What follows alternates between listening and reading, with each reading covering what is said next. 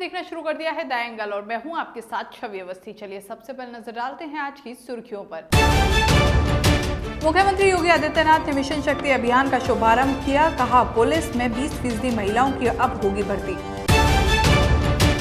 मुख्यमंत्री अशोक गहलोत का पत्रकारों के लिए बड़ा फैसला। अधिस्वीकृत पत्रकार पेंशन योजना के नियमों में किया संशोधन। राजधानी जयपुर में लूट की 2 बड़ी वारदात। बदमाशों ने शिप्रापत इलाके में बैंक के गार्ड को गोली मारकर लूटे 26 लाख। मुरलीपुरा में भी ज्वेलर्स से हथियार की नोक पर लाखों के आभूषण की लूट। मंत्री प्रताप सिंह खाचरियावास ने जीएसटी नोटबंदी को लेकर केंद्र सरकार पर साधा निशाना। कहा नगर निगम में बनेगा कांग्रेस का board. UP CM Yogi Adityanath ने बलरामपुर में मिशन शक्ति अभियान की शुरुआत की और महिला सशक्तिकरण को बढ़ावा देने की बात कही है।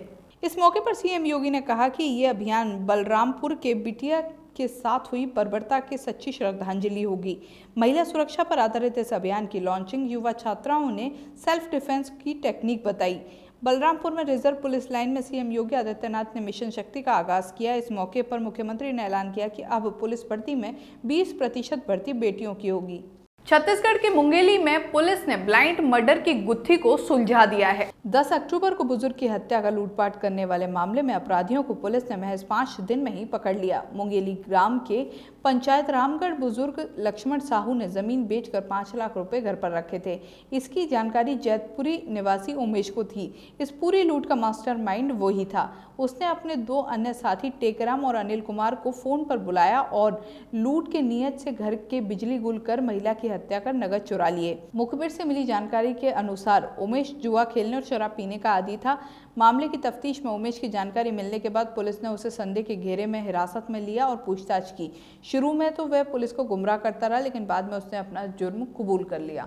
महामाया मंदिर के पास में रामगढ़ थाना सिटी कोतवाली मंदिर में एक घटना हुई थी जिसमें लक्ष्मण साहू की पत्नी को कुछ लोगों ने गला दबा करके उसकी हत्या कर दी थी और लक्ष्मण साहू को भी मारने का प्रयास किया गया था, लेकिन वो किस्मत से बच गया था। विगत 5 दिनों से लगातार पुलिस इस प्रयास में जुटी रही और उसने अपने लगातार प्रयासों का परिणाम ये रहा कि उस घटना से जुड़े हुए चारों आरोपी जो हैं कल पकड़े गए हैं।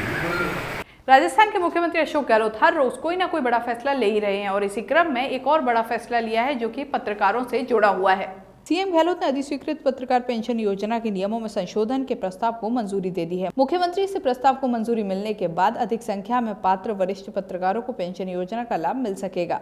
प्रस्ताव के अनुसार अब उन पत्रकारों को भी सम्मान पेंशन योजना का लाभ मिल सकेगा जिन पत्रकारों को किसी समाचार पत्र अथवा संस्था से वेतन, पेंशन या नियमित सहायता राशि या राज्य सरकार से कोई अन्य नियमित सहायता प्राप्त हो रही है। अब वे अधिस्वीकृत पत्रकार भी सम्मान पेंशन के लिए पात्र होंगे जो सूचना एवं जनसंपर्क विभाग राजस्थान से अलग अलग अवधि में कुल मिलाकर कम से कम 10 वर्ष तक अधिस्वीकृत रहे हों।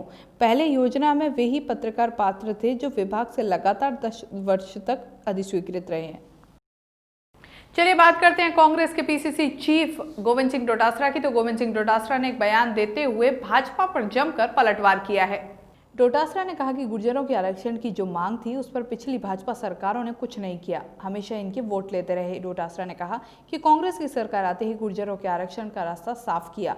आज गुर्जरों को 5% आरक्षण मिल रहा है, फिर भी उनकी कोई भी मांग है तो सरकार ने एक कमेटी बना ली है। कमेटी चर्चा कर रही है, चर्चा करने के लिए तैयार है। उनकी जो भी वाजिब मांगे हैं वो सरकार के स्तर पर लाते हैं और उनको पूरा करेंगे और समाधान किया जाएगा। राजस्थान के परिवहन मंत्री प्रताप सिंह खाचरियावास ने बढ़ती डीजल और पेट्रोल की कीमतों से लेकर नोटबंदी के मुद्दे पर प्रधानमंत्री मोदी और केंद्र सरकार पर जमकर निशाना साधा है। उन्होंने कहा कि कांग्रेस सरकार ने 2 साल में जो काम किए हैं उनका समर्थन सरकार को मिल रहा है। कांग्रेस ने जो वादे किए हैं उनको पूरा किया है। नगर निगम चुनाव के लिए कहा कि हर वार्ड वाइज वादा पत्र जारी करेंगे। मंत्री प्रताप सिंह खाचरियावास ने कहा कि कोरोना काल में सरकार की ओर से किए गए कार्यों की प्रधानमंत्री ने भी तारीफ की है। उन्होंने कहा कि इस बार नगर निगम हेरिटेज और ग्रेटर में कांग्रेस का बोर्ड बनेगा। कांग्रेस का पार्षद काम के लिए किसी को मना नहीं कर पाएगा। सरकार ने हरिद्वार तक लोगों को फ्री में यात्रा करवाई है। वादा पत्र वार्ड वाइज जारी करेंगे, तय सीमा में काम करेंगे। कोरोना संकट में ऐतिहासिक काम हुआ, खुद प्रधानमंत्री ने सीएम की तारीफ की। और आज कह रहा हूँ मैं आपसे, इस बार कड़ी से कड़ी जुड़ेगी और नगर निगम का बोर्ड हमारा बनेगा हेरिटेज और ग्रेटर में, तो राजस्थान की सरकार के अच्छे कामों की जीत होगी, सरकार का उत्साह बनेगा और डेवलपमेंट होगा। बीजेपी का कोई पार्षद जीतेगा, इतने नाटकबाज है, वो कहेगा मेरी तो चलती नहीं है, मेरी पार्टी तो विपक्ष में है, सरकार कांग्रेस की है। लोग कहेंगे हमने आपको वोट दिया, वोट मांगने जाएगा तब तो कहेगा मैं धरती फाड़ दूंगा, फिर बहाने करेगा और घर बैठ जाएगा। कांग्रेस का पार्षद जीतेगा, बहाना नहीं कर सकता। लोग कहेंगे मंत्री तेरा, मुख्यमंत्री तेरा, काम कर, काम करना पड़ेगा। कड़ी से कड़ी जुड़ेगी, लोकल बॉडीज के चुनाव है। राजस्थान में हर रोज आपराधिक घटनाएं ज्यादा हो रही हैं और ऐसा लग रहा है कि मानो राजस्थान की कानून व्यवस्था भगवान भरोसे चल रही है। जयपुर शहर में बदमाशों ने 2 बड़ी लूट की वारदातों को अंजाम दिया। इन लूट की वारदातों में पहली वारदात शिप्रापत थाना इलाके में हुई, जहां पर कार सवार बदमाशों ने आईसीआईसीआई बैंक के कर्मचारी को गोली मारकर 26 लाख रुपए की लूट की वारदात को अंजाम दिया। सूचना पर पुलिस ने कार सवार हथियारबंद बदमाशों को पकड़ने के लिए शहर भर में नाकाबंदी कराई।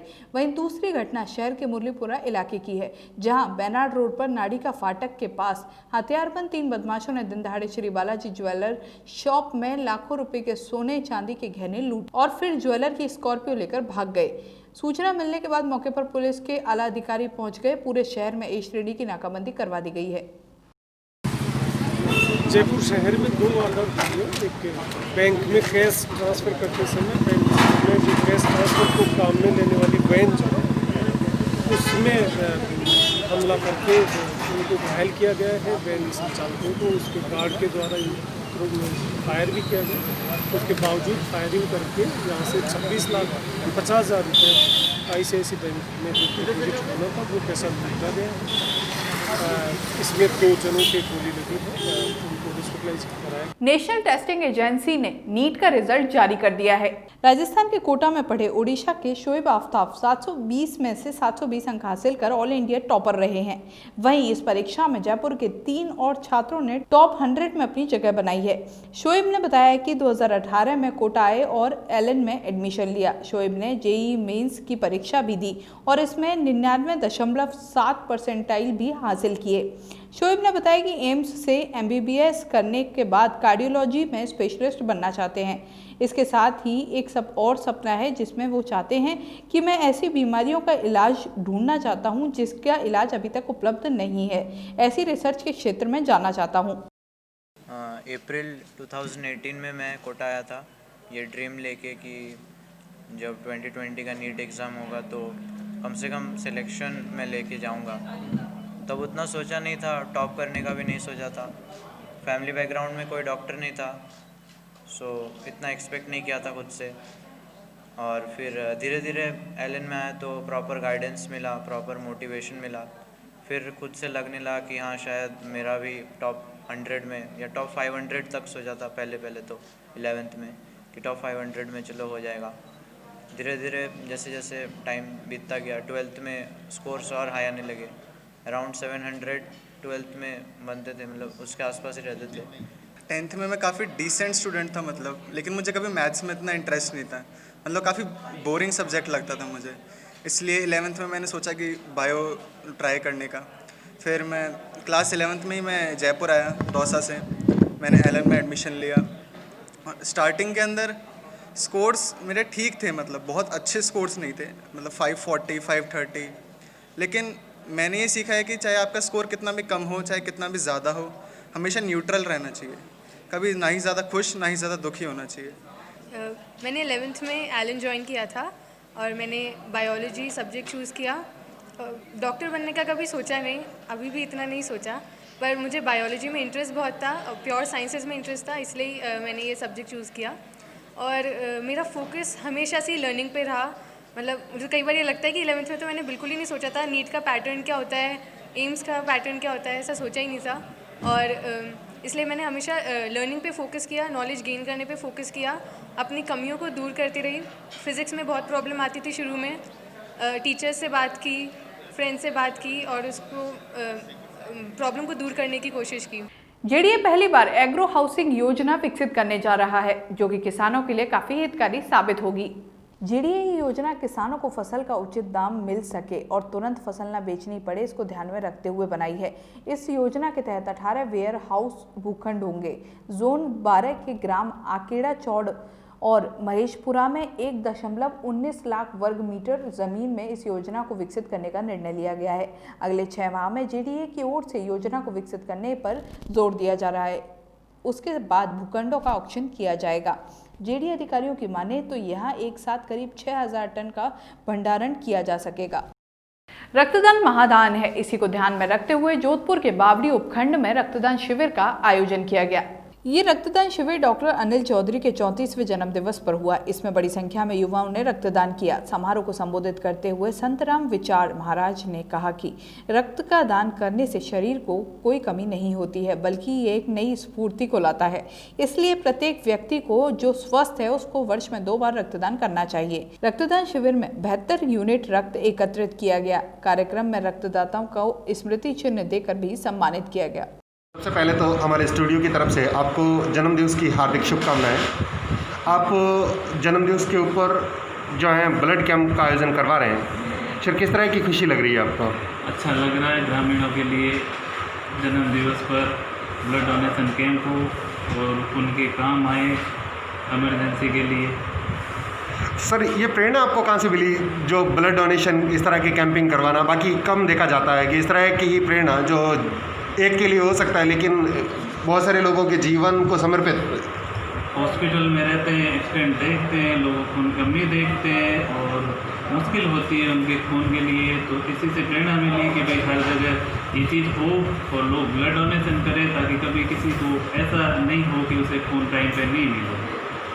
बूंदी के गोहाटा गांव में एक विवाहिता की संदिग्ध परिस्थितियों में मौत हो गई। मृतका के परिजनों ने ससुराल वालों पर विवाहिता को मार डालने का आरोप लगाया है। 12 के अंता के रहने वाली मृतका कमलेश बाई की शादी 5 वर्ष पहले गोहाटा गांव के राकेश के साथ हुई थी।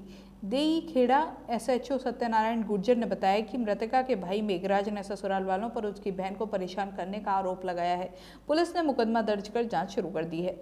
परिवारजनों को लेकर के और मुझसे बातचीत की गई तो प्रथम दृष्टया जो इसका ससुराल पक्ष है उनकी गलती है कि इन्होंने पीर पक्ष को सूचना नहीं की और बिना लीगल एक्शन के, बिना कोई पुलिस को इन्फॉर्मेशन दिए इन्होंने उसका दाह संस्कार कर दिया।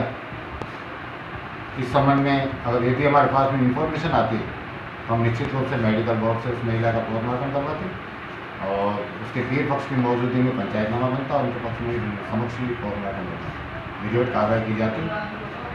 फिर भी उन लोगों के द्वारा जो हमें शिकायत दी गई है उसके आधार पर हमारे द्वारा ससुराल पक्ष के खिलाफ अभियोग दर्ज कर लिया गया है और निष्पक्ष अनुसंधान जारी है। इस बुलेटिन में बस इतना ही। अगर आपको हमारा ये वीडियो पसंद आए तो हमारे चैनल को सब्सक्राइब करना ना भूलें। नमस्कार।